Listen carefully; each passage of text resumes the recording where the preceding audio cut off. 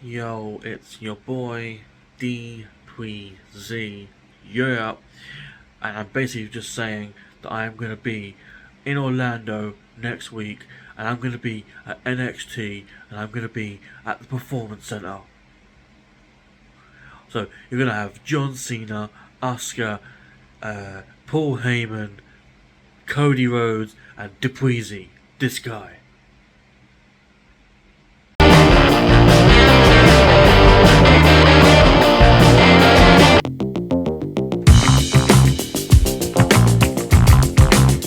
Hello and welcome back to the channel and welcome back to HCW Show Squared.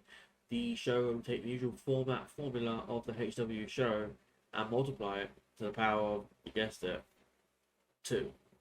My name is Dan, DP, or as we all know, DPZ, yeah. Uh, um, and yeah, this is going to be the standard format. We cover NXT and we cover Rampage. Before we get into it, I'd like to take a chance to remind you to leave a comment, leave a like on the video if you enjoy this sort of thing, if you want to see more of this sort of thing as well. Also to give us a follow on the medias above my head here. So we have our Twitch is over there, our Twitter or X, Instagram, our Threads, and our Facebook. Any follows on those are hugely appreciated, as well as our own independent Twitters, which you'll find mine beneath me there. But without any further ado, I believe it is time for us to get into the review itself. So, we kick things off with NXT from the 3rd of October. And we kick things off with Becky Lynch, Women's Champion. She's still champion. She and Tiffany tore each other apart, and she's looking ahead at the diary, looking ahead to challenges like Halloween Havoc and Deadline and all that. We get a slight mention of Tegan Knox, but after that we get an interruption from Lyra Valkyria. Lyra comes out and mentions that Becky's debut at NXT inspired her to be a wrestler. The fact that someone who comes from the same place as her meant so much to her. Then out comes Indy Hartwell. Okay. She calls her shot at the title and claims that if Becky can go anywhere she likes, so can she. She can't. She's not so Neville. But I digress. Out comes Roxanne Perez next. Roxanne also wants her shot at the NXT Women's Championship. Becky then proposes a triple threat match tonight, with the winner getting Becky at Halloween Havoc Night 1. They keep referencing this. Well, you hear it more throughout the show as well. This is the first time they say it.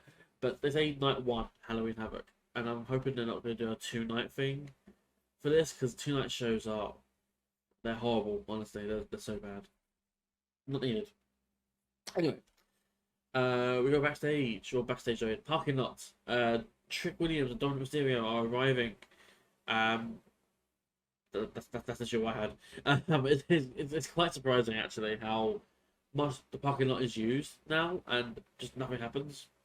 Because it used to be a case of, like, the parking lot meant you're gonna get attacked or injured or something like that. But, yeah, anyway, they're just walking through and nothing happens. But, yeah, they're the main event of tonight. We go to the ring for a match. We have Butch and Tyler Bate, a temporary reunion of British Strong Style, taking on Gallus, Mark Coffey, and Wolfgang. Tyler and Butch win with a tag team title driver 97 on Mark Coffey.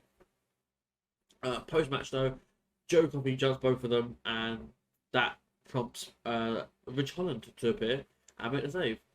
It's a brawl which ends with the good guys standing tall. I rated this 2 3/4 stars. Not gonna lie, I'm not a huge fan of Gallus. I like Joe Coffey, and that's about it. They're a bit too clunky for my liking. Same goes for Ridge, so I can't wait for this, 6-man tag that's gonna happen eventually.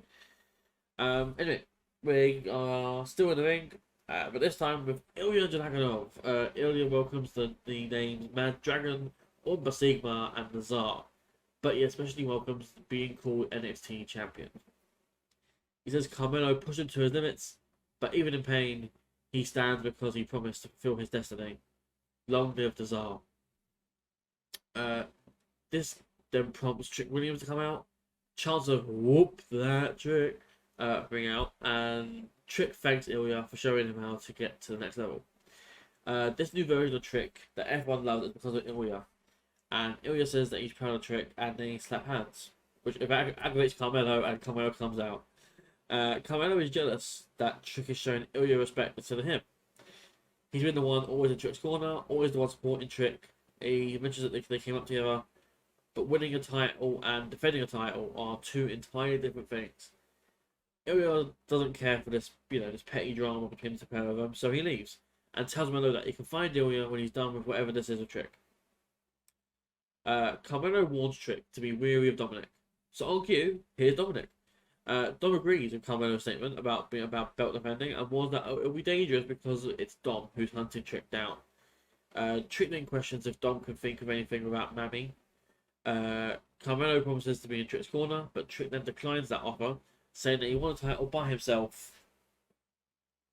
Fluke, but yeah. And that he will defend it by himself. Presumably also by Fluke. So we go now into the NXT Women's Title #1 contendership match for Triple Threat. Indy Hartwell, Roxanne Perez, and Lyra Valkyria. Lyra wins with the top rope splash. Meanwhile, Roxanne is taken out ringside by Kiana James. 3 stars. This was a good Triple Threat. It followed the usual formula in that one person steps away from the match while the other two rotate throughout the match. A good match overall, but Lyra's win did feel guaranteed. It didn't feel like a match that Indy was going to win or Roxanne was going to win. Post match, Tina Knox comes out to tease that she may be the women's champion when Howard comes around. She won't be. Backstage, Carmelo Hayes runs into Bron Breakker, who basically tells Carmelo to harness his anger and disappointment and unleash it out on others like Trick Williams. Carmelo is understandably confused by this, and Bron reminds Carmelo, where was Trick when you lost? We remain backstage. Ilya Dragunov is getting his title plates changed by Zack Sabre Jr. lookalike. No, I'm not kidding. I'll put a picture up somewhere. But look at him. Like, it's a spitting image. Or maybe I'm just crazy. But it looks to me like Zack Sabre Jr. But obviously it's not. But yeah. Anyway, as it's happening, Baron Corbin interrupts him and tells Ilya to get as many photos as he can with the title while he still can. So it seems that Baron will be the first challenger for the title. It makes sense because he's like one of, if not the only guys who beat Ilya besides Carmelo. Back to the ring. Now match, we got Blair Davenport and Gigi Dolan in a grudge match. Gigi Dolan wins with a roll up. 2 stars I rated this. It was short, it was bad, and for a match where both women are supposed to have bad blood with each other, it was quite quick, and I'm pretty sure a roll up was how you'd beat someone who you're not meant to like. The match itself was quite messy, and I come back to the point I tend to make with these sort of shows. It's a 2-hour show. There's no real need for sub 5-minute matches, especially with names like this, like Blair Davenport and Gigi Dolan. This could have easily been, a 6 to 8 minute match, and it could have benefited from that. Way too short. I get that the rivalry is not over yet, but the point still stands, We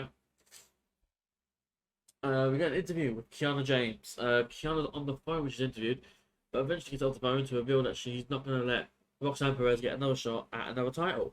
That she's been given that Roxanne's been the golden child of NXT since coming through the NXT doors the same day as Kiana.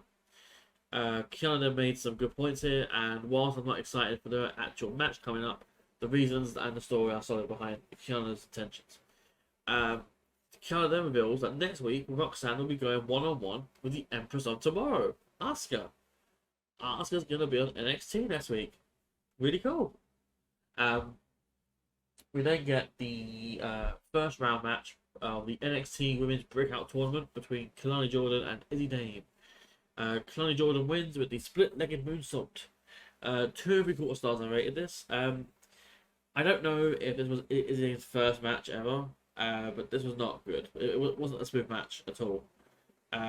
Jordan was the right call to win here, but I don't think she's the right call to win this whole thing. I don't know who I'd give it to. Maybe Ariana Grace or Lola Vice. They're probably the only 2 that I would consider for this. I don't really know, though, to be perfectly honest. But I guess that's the whole point of the breakout tournament, is to make a name out of someone. Like Roxanne Perez won the last one. Tiffany Stratton was the runner-up. and they're both former women's champions in NXT. So, yeah. Backstage, Chase U, Andre Chase, and Duke Hudson run into Thea Hale and Jessie Jane, wondering if they could support Thea in her match coming up next.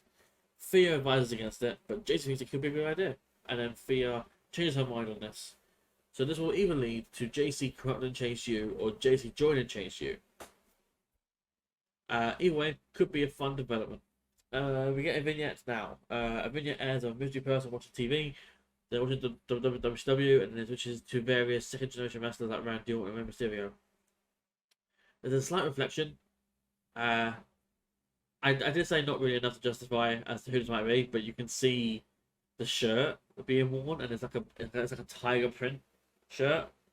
I'll put a picture up of who I think this might be now. Considering I'm pretty sure I've seen that exact shirt. But yeah, there it is.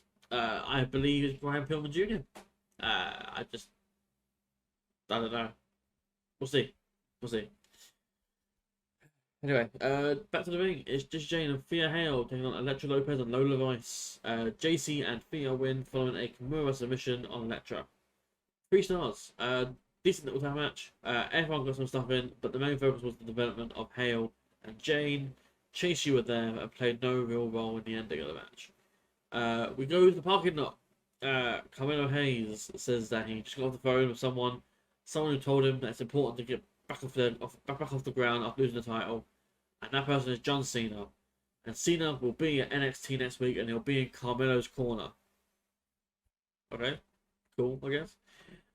It's then announced as well that Cody Rhodes will also have a major announcement of sorts on NXT. I wonder why they're stacking the deck on NXT, man. Couldn't have anything to do with a performer with a certain Wednesday show that's been forced to move to Tuesday for this week. Either way, it's great for the business and really isn't a competition. Not that the companies don't see it that way though. And we move on now to the main event of the night for the NXT North American Championship. Dominic Mysterio tries to take the title back from Trick Williams, and the winner is Dominic Mysterio, and he regains the North American title following a whole barrage of Judgment Day interference. I rated it 3.5 stars. The match was never about, per se, the match was never about the ending. It was making sure that Trick got the admiration that he's been getting, and to make him look strong. It was about making sure that he was a star. And it definitely made a star out of him, but they'll have to keep up the illusion of him being a star, because otherwise that star will die. Trick's stardom is a perception of who he's been up against. So you put him up against the likes of, like, say, Dante Chen, Eddie Thorpe in NXT. You know, he won't be that same star. But, you know, it's nothing to have a star on NXT, because he's not going to be a star on NXT, and when he comes up to Raw or SmackDown, he's not going to be a star anymore. So it took 5 people here to beat him. So it involved from Finn Balor, Damian Priest, Rhea Ripley, JD McDonough. Is that 5? That's 4. Oh, and Dominic, of course. Yeah, sorry. It took 5 people to defeat him here. But you have to remember that it wasn't just any random 5 people. It was Judgment Day, the second biggest thing in WWE besides the Bloodline. So, just anything to them. But Dominic is your champion again. It was a fairly alright. It was a good match. It was just all about the ending rather than anything else. But yeah, that is the end of the show until we go back to the parking lot. Paul Heyman is in the parking lot. He talks about the next week's match with Bron Breakker and Carmelo Hayes. Hayes got advice from the second greatest wrestler of all time, John Cena. The same John Cena who's got involved in bloodline business. So, Paul Heyman has gotten permission from the greatest of all time, Roman Reigns, to advise Bron Breakker. So he'll be in Bron Breakker's corner next week. Jesus Christ. And also, plus the announcement of The Undertaker, that's set to come out. Yeah, it's going to be a show that's going to be probably pretty poor, but we'll see. But yeah, that was the end of NXT. So that we move on to AEW Rampage. So we kick things off on Rampage with a 8-man tag. We had the Hardys and the Best Friends against 2.0, Jake Hager and Danny Garcia, the former JAS. So the Hardys and the Best Friends win following a twist of fate, Dude Buster, and Swanton Bomb on Garcia.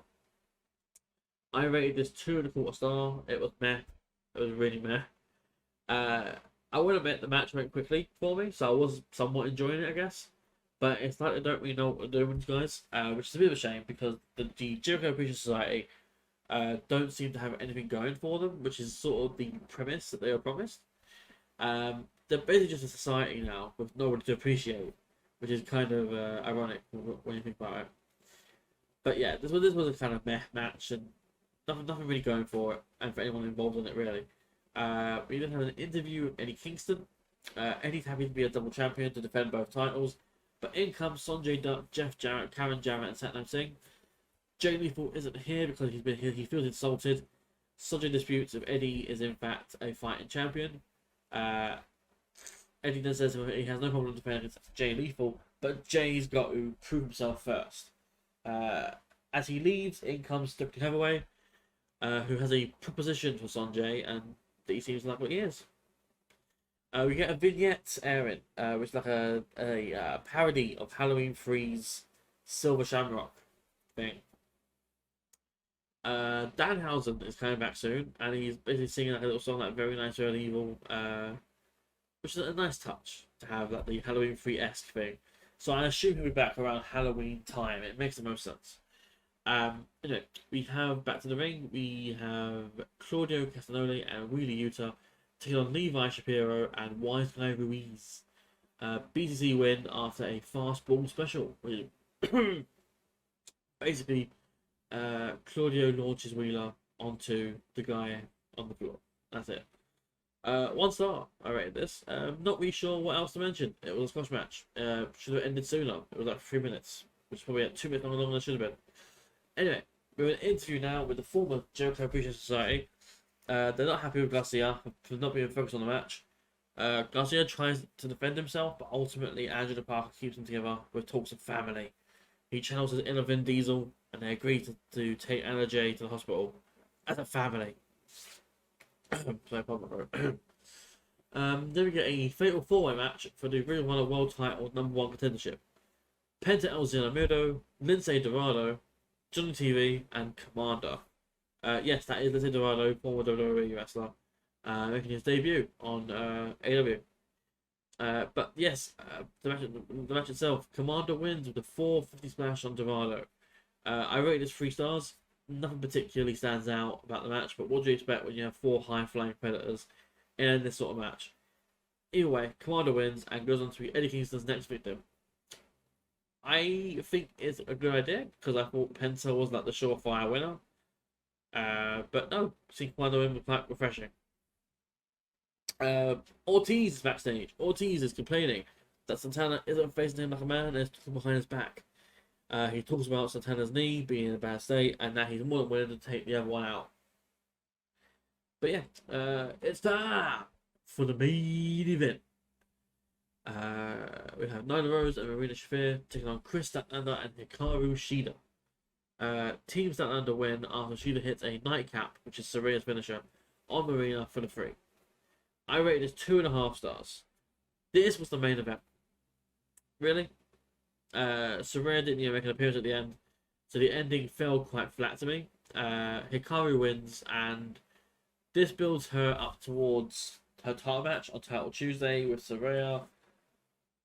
Where meanwhile, Chris, Nyla, and Marina all had nothing to do with the match except fill the spots needed. I think I would have preferred the 4-way to main event over this. But yeah, that was Rampage. Fairly short episode tonight. Don't know why in particular. There wasn't that much that really happened, I suppose. On either show. But yeah, NXT next week is going to have John Cena, Cody Rhodes, Asuka, Paul Heyman, The Undertaker, Hulk Hogan, Ultimate Warrior, Randy Savage, Andre the Giant, CM Punk, Triple H. I don't know, man. It's gonna have everyone on it. Um, but yeah, we'll cover that next week, and we'll cover Rampage next week as normal. Um, but yeah, until then, I will see you next time.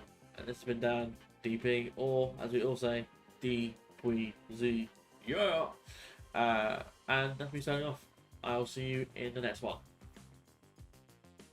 Peace.